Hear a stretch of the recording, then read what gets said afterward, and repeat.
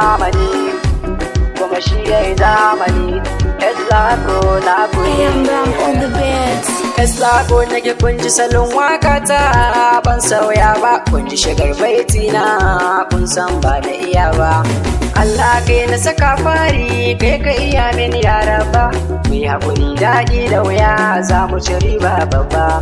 Gani cikin harkar waka kai ka san hikimata, waka idan na rera waɗansu na ce min auta. Cikin dubin jama'a kai kabban girma ga masoya, Sokoto ne asali na sai na gaida masoya. Sokoto ne asali na sai na gaida masoya. Eslako na ku ne ku biyo da masoya. Ba da nufin kowa da nufin shiri, Allah kakkabari a yi min shiri. Ka san abun da ke a cikin zuciya face alkhairi, ko da an yi mini ka kaddara ya zamo kairi.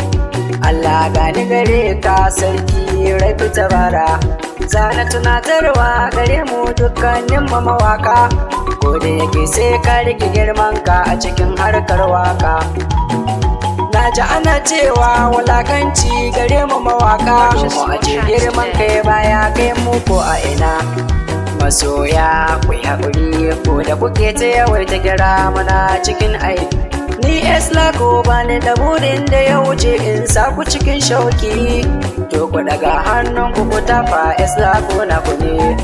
Gane ana so ku birnin shehu nake zaune, sai ku daga hannun ku ku tafa, sai ku daga hannun ku ku tafa, sai ku daga hannun ku ku tafa.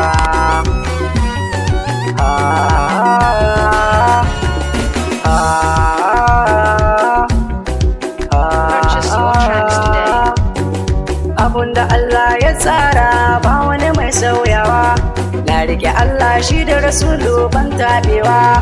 Mai hangin na sama Allah ne ke bayarwa, shi ya baiwa ba mai kushewa. Allah na gode kai gaban hikimar waka, saraki uban mawaka kake zana gaida mai gida.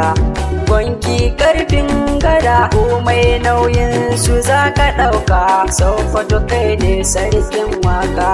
Allah ne ya yi maka ba mai kushe ma, ko sun so da sun ki Allah ne ya yi ma.